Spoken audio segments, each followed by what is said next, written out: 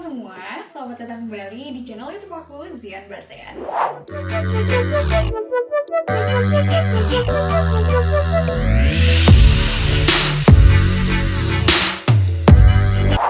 Di channel YouTube aku kali ini, aku akan menjelaskan kepada teman-teman semua dan juga sekaligus menjawab Q&A yang udah teman-teman tanyain di halaman Instagram aku. Kalau di sesi-sesi sebelumnya, teman-teman lebih banyak bertanya soal kehidupan pribadi ataupun hal-hal lainnya. Untuk pertanyaan kali ini, aku khususkan Q&A persoalan kuliah di Turki. Oke, langsung aja kita ke pertanyaan pertama. Pertanyaan pertama. Sebelumnya udah pernah belajar di luar negeri atau di Indonesia belum teh? Oke, untuk pertanyaan pertama, udah pernah belajar kuliah ya, khususnya kuliah. Kalau untuk kuliah sendiri, aku belum pernah kuliah. Jadi dulu, setelah lulus dari sekolah menengah kejuruan analis kimia di kota Bandung, aku langsung kerja. Jadi waktu itu sebetulnya ada suatu peristiwa yang menyebabkan akhirnya aku harus kosong dulu 3 tahun sebelum aku melanjutkan kuliah. Jadi waktu itu sebetulnya aku udah ada niatan kuliah nih, ceritanya teman-teman. Ada niatan kuliah, akan ke Cina rencananya akan ke Cina, tapi ternyata qadarullah orang tua dari hasil istikharahnya, kemudian dari hasil pertimbangan dan lain sebagainya, orang tua aku akhirnya tidak jadi mengizinkan aku untuk pergi ke Cina.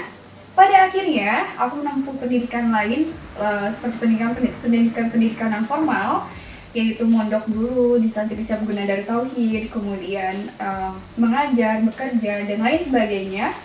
Sampai akhirnya datanglah waktu ini untuk aku bisa melanjutkan pendidikan kembali di negeri orang, alhamdulillah. Jadi kalau misalnya tanya sebelumnya udah pernah belajar atau kuliah di dalam negeri atau di luar negeri, belum pernah gitu. Tapi kalau misalnya belajar di luar negeri sebelumnya, di tahun keempat, karena SMK aku itu program 4 tahun, di tahun keempat aku mengikuti exchange gitu ke Cina waktu itu gitu deh. Jadi kalau misalnya pengalaman keluar negeri ini adalah pengalaman kedua, tapi kalau kuliah ini adalah pertama kalinya aku kuliah. Oke, lanjut. Oke, next, pertanyaan kedua. Pertanyaan kedua, kuliah S1 atau S2 terus berapa lama? Oke, tadi sebelumnya di pertanyaan sebelumnya, ini masih nyambung lah ya. Jadi ini adalah kuliah S1 aku, program sarjana. Dan berapa lama, kalau ditanya berapa lama, di Turki ini kita harus mengambil sertifikasi bahasa dulu. Jadi kalau misalkan seperti di negara-negara lain, misalnya teman-teman mengambil kuliah di Malaysia, di Singapura yang notabene-nya memakai bahasa Inggris, mereka akan meminta sertifikat TOEFL. Sama seperti itu, di Turki pun kita harus punya yang namanya sertifikat TOMER. Kalaupun tidak punya sertifikat TOMER, nanti akan ada ujian kemampuan bahasa Turki atau Yeterli. Nah, berhubung aku belum pernah mengikuti sertifikasi ataupun pelajaran bahasa Turki sebelumnya, maka dari hasil Yeterli itu diputuskanlah aku untuk mengambil kelas A1. Jadi kalau misalkan di Turki itu, untuk informasi teman-teman semua juga, di Turki itu ada 5 level. Ada 5 level bahasa. 5 level bahasa. Yang pertama itu A1, A2, B1, B2, dan C1 gitu. Nah, jadi untuk teman-teman bisa kuliah, sebetulnya setiap kampus punya standar yang berbeda soal bahasa. Dan jadi tahun pertama itu teman-teman akan gunakan untuk belajar bahasa dulu di kampus teman-teman masing-masing atau bisa di kampus yang berbeda seperti itu. Dan total waktu perkuliahannya adalah 5 tahun. 5 tahun itu adalah 4 tahun untuk program sarjana dan 1 tahunnya untuk persiapan bahasa. Nah, untuk di kampus aku sendiri, persiapan bahasanya itu untuk 1 level kurang lebih 1 bulan. Jadi teman-teman akan menghabiskan waktu sebanyak kurang lebih sekitar 1, 2, 3 ya? 3 bulan. 3 bulan untuk kelas bahasa gitu, terus sampai level A1, sampai level B1 kayak gitu teman-teman. Nah, dan kembali lagi ke standar kampusnya masing-masing, mereka semua punya standar yang berbeda-beda, jadi tidak bisa disamakan. Tapi untuk belajar pastinya teman-teman jangan terpaku dengan kampus atau sekolah. Teman-teman juga harus belajar sendiri, belajar secara mandiri biar kemampuan bahasa teman-teman juga bisa diimprovisasi. Kayak gitu. Oke, selanjutnya kita lanjutkan ke pertanyaan ketiga. Oke, silakan. Pertanyaan ketiga, kenapa memilih Turki bukan negara lain? Oke, kenapa memilih Turki bukan negara lain? Singkatnya adalah Turkey is my dream. Jadi Turki itu adalah negara impian sih ya. Kalau misalkan banyak orang yang menyangkut pautkan Turki dengan karena Turki negaranya Islami banget, enggak. Justru enggak kayak gitu. Ketika kita jatuh cinta, gimana sih rasanya kita kalau misalkan jatuh cinta? Pasti kita bakal nyari tahu lebih banyak lagi kan. Begitu pula ketika kita memutuskan untuk oke, aku ingin kuliah di sini. Berarti secara otomatis kamu pun pasti akan mencari tahu tentang negara tersebut seluk-beluknya bagaimana dan seperti apanya kayak gitu. Terlebih orang tuaku adalah tipe orang tua ya, ketika kamu memilih suatu keputusan kamu harus bisa menjelaskan kenapa kamu memilih keputusan itu. Jadi kalau misalkan ditanya kenapa, karena Turki adalah negara impian aku gitu. Dan mungkin ya gitu ya singkatnya. Oke, kita lanjut ke pertanyaan keempat. Silahkan. Gimana cara Teteh memantapkan hati untuk ke Turki? Oke, gimana cara aku memantapkan hati untuk ke Turki? Yang pertama teman-teman, ini aku mau sharing sedikit pengalaman aku. Dalam setiap pengambilan keputusan, pastikan kita pertimbangkan dengan matang. Bukan hanya soal kita dan diri kita sendiri, tapi kita, keluarga kita. Kemudian jangan lupakan pertimbangan antara kita dengan yang di atas, gitu, dengan Allah Subhanahu wa Ta'ala. Jadi kalau based on experience, jadi berdasarkan pengalaman aku, ketika kita mengambil suatu keputusan dengan keputusan kita sendiri aja, rasanya akan kurang dapat. Dan ketika kita mendapatkan suatu hambatan, kita akan gelagapan. Tapi ketika kita melibatkan Allah, kita melibatkan keluarga, ketika kita nanti di jalannya kita menemukan sebuah hambatan, semuanya akan balik lagi. Kita akan meminta pertolongannya, solusinya kita tahu bahwa Allah sudah memutuskan ini untuk saya, berarti jalan keluarnya ada di Allah. Jadi kalau misalkan ditanya bagaimana cara memantapkan hati, yang pertama jangan lupakan Allah. Jadi kalau misalkan dalam Islam kita mengenal istilah salat istikharah teman-teman. Nah salat istikharah ini penting banget. Kenapa? Karena banyak banget hal yang memang kita ketahui, tapi lebih banyak lagi hal yang tidak kita ketahui. Jadi kalau misalkan kita mau mengambil keputusan, lebih baik kita serahkan lagi kepada Allah, kita tanyakan lagi kepada Allah, menurut Allah yang terbaik itu yang seperti apa. Walaupun kadang memang jalannya nggak gampang teman-teman, kadang jawabannya kata Allah nanti ya gitu, atau kata Allah ada yang lebih baik lagi gitu. Tapi seenggaknya adalah ketika kita mengambil keputusan, libatkan Allah, salat istikharah dulu. Yang kedua, diskusikan dengan orang tua gitu. Karena kalau misalkan kita bagaimana ya, aku orangnya adalah tipe orang yang kalau orang tuaku bilang A, selama aku tahu bahwa apa yang aku putuskan itu benar, akan aku usahakan terus. Dan kalau misalkan orang tua aku pun bilang tidak dengan alasan yang memang dan tentunya pertimbangan yang jauh, aku pun akan manut. Aku tipe anak yang manut banget sama orang tua kayak gitu.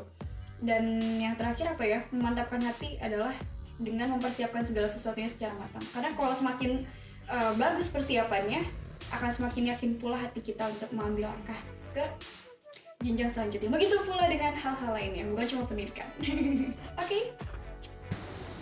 Oke, lanjut ke pertanyaan kelima. Kita lanjut ke pertanyaan kelima. Silahkan. Gimana cara beradaptasi di Turki?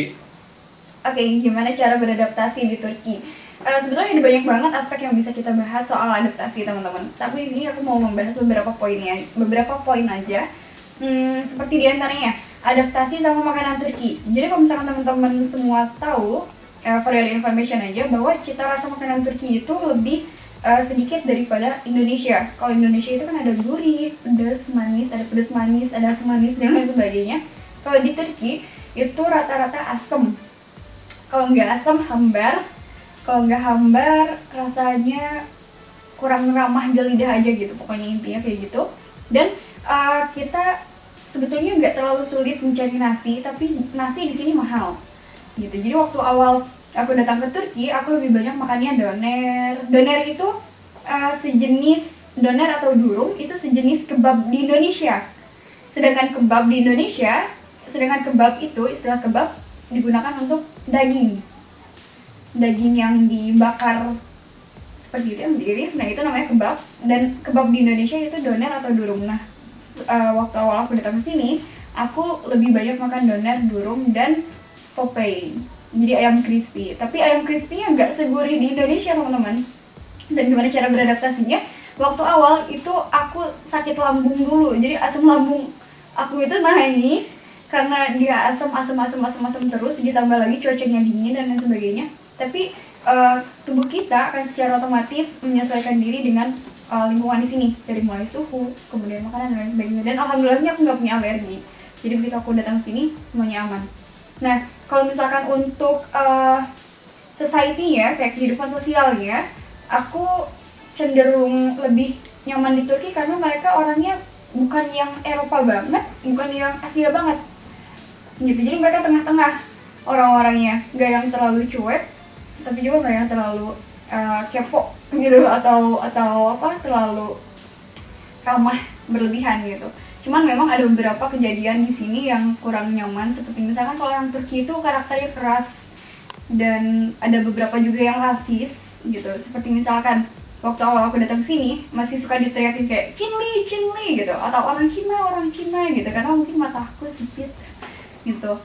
Kemudian seperti ada orang yang nanya Indonesia di mana, atau kenapa kamu sekolah di sini, kenapa nggak di negara kamu aja, emang di negara kamu nggak ada sekolah. Pertanyaan-pertanyaan seperti itu yang sebenarnya agak bikin kaget juga. Tapi selain dari itu di sini nggak terlalu mengejutkan atau gimana sih teman-teman sebetulnya, karena memang dia Turki Asia dan Eropa, jadi pertengahan. Dan so far menurut aku nggak ada yang aneh atau gimana, jadi adaptasinya lebih gampang gitu. Dan berasa kayak di Indonesia aja sih gitu, cuman beda orang-orangnya aja gitu kerasanya ya gitu sih. Monggo.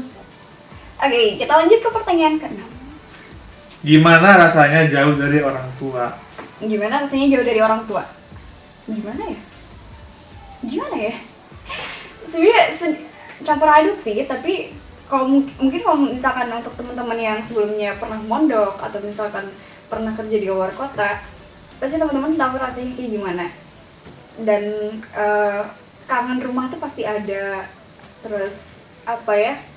Gini deh, kalau misalkan mamaku tuh selalu bilang yang namanya saudara, keluarga itu kalau dekat pasti mereka kesel-keselan, berantem, tapi kalau jauh tuh mereka pasti bakal saling merindukan cara mereka bikin keselnya, merindukan berantemnya dan lain sebagainya kayak gitu. Jadi kalau misalnya tanya gimana rasanya jauh dari orang tua, sedih. Yang pertama pasti sedih, tapi di samping sedihnya itu lebih banyak rasa apa ya, semangat bahwa oke, aku di sini jauh dari orang tua, harus belajar benar-benar, karena aku pulang tuh aku malu kalau aku nggak bawa apa-apa gitu. Jadi lebih kayak ke perasaan bahwa semangat aja sih untuk bekerja lebih keras lagi, belajar lebih keras lagi, belajar lebih tekun lagi. Tapi kalau misalnya, karena sebelumnya aku udah pernah jauh dari orang tua juga, pernah kerja di pondok juga, pernah mondok juga, pernah kerja di luar kota juga. Jadi ini bukan pertama kalinya aku terpisah dari orang tua, dan rasanya mungkin udah lebih terlatih, nggak terlalu gimana-gimana. Tapi karena beda negara dan nggak bisa pulang seenaknya, jadi kadang kayak ada perasaan homesick gitu, kayak kangen masakan mama, kangen rumah, kangen suasana rumah gitu, kayak di meja makan, ngobrol sama keluarga. Tapi yang paling penting itu, kalau di rumah itu biasanya kita kalau misalkan lapar nih, kita suka kayak masak seblak, bikin bakso bareng-bareng kayak gitu, kayak kangen aja gitu suasana rumah gitu. Itu sih yang paling berat adalah kangen masakan ya, karena di sini susah banget dari masakan Indonesia, khususnya di Ketareli sih gitu. Tapi ngomong-ngomong soal masakan ya, cuy, kok kayak ada sesuatu gitu. Kak, itu apaan sih, Kak? Dari tadi masuk video. Apaan tuh? Yang mana nih, yang mana? Itu apaan tuh? Ini. Iya, ini. itu apa, Kak?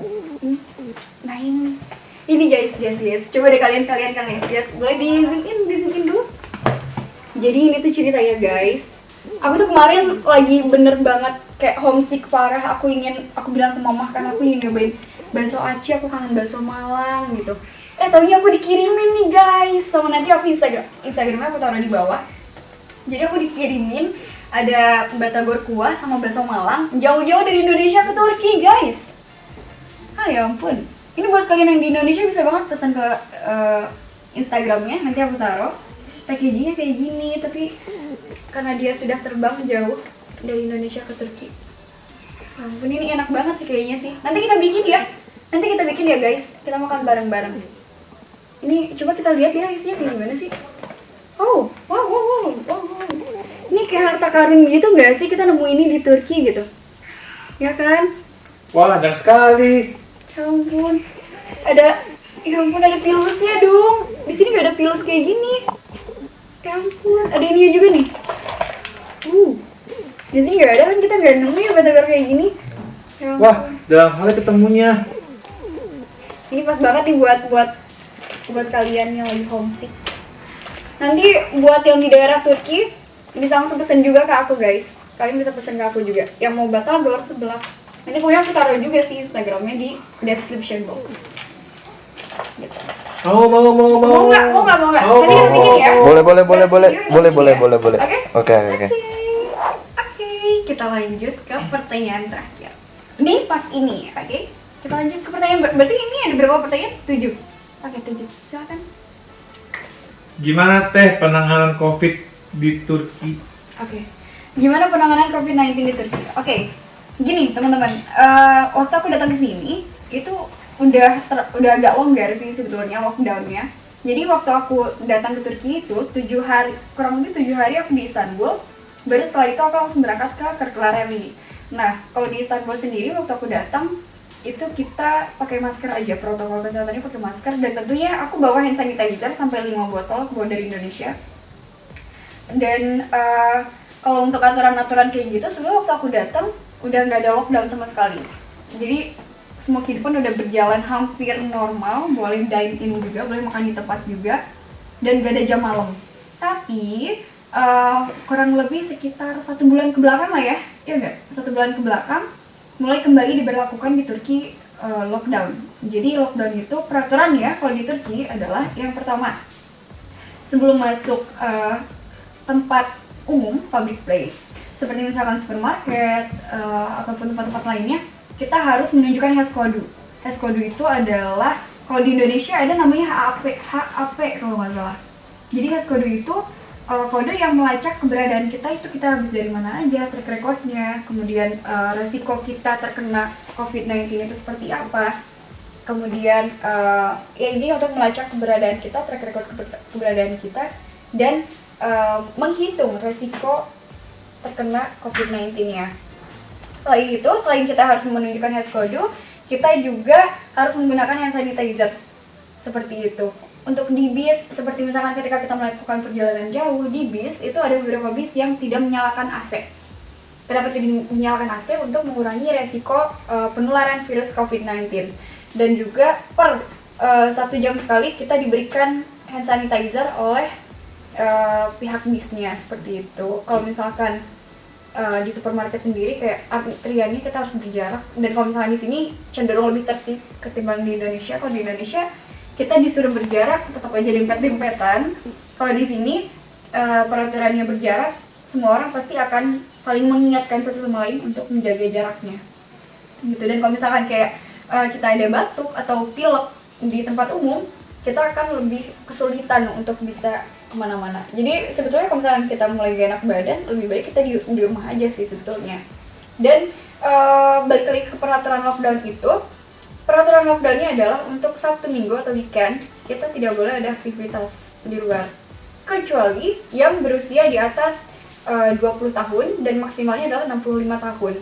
Jadi rentan usia sekian, kalau aku nggak salah ya, kalau nggak salah itu mereka boleh keluar dari jam 10 pagi sampai jam 5 sore.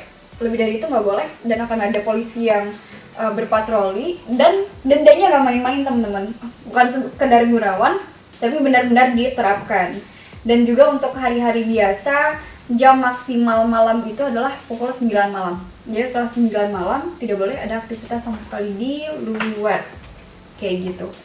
Seperti tempat makan. Oh ya, Untuk restoran sendiri kita tidak boleh makan di tempat, jadi kita menggunakan Yemeksepeti atau seperti Grab Food atau GoFood di Indonesia kayak gitu. Dan apa lagi ya? Dan ini sangat berdampak banget sih sama UMKM di sini juga gitu, karena ada beberapa tempat makan seperti warteg, nanti akan aku tunjukkan juga warteg Kerkelareli yang jadi agak terhambat juga gitu, tapi ya memang untuk kebaikan bersama, dan semoga tahun depan kita sudah bisa kembali hidup dengan normal yang sebenar-benarnya normal, teman-teman ya. Pokoknya stay safe teman-teman. Jadi kalau misalkan bicara soal penanganan COVID-19 tadi itu ada lockdown dan lain sebagainya, dan mungkin semua pertanyaan untuk part ini sudah terjawab semua ya. Oke, dan terima kasih banyak untuk teman-teman semua yang sudah bertanya. Aku minta maaf juga kalau misalnya ada pertanyaan, ada jawaban aku yang kurang berkenan atau kurang menjawab pertanyaan teman-teman semua. Teman-teman bisa tanya lagi di kolom komentar ataupun via DM ke aku di Instagram zianbaasean_, dan kita akan jumpa lagi di part selanjutnya. Oke? So, terima kasih banyak untuk teman-teman semua yang sudah menonton video ini. Jangan lupa untuk like, share, komen, dan subscribe channel YouTube aku untuk video-video selanjutnya. So, see you on my next video. Bye. Assalamualaikum.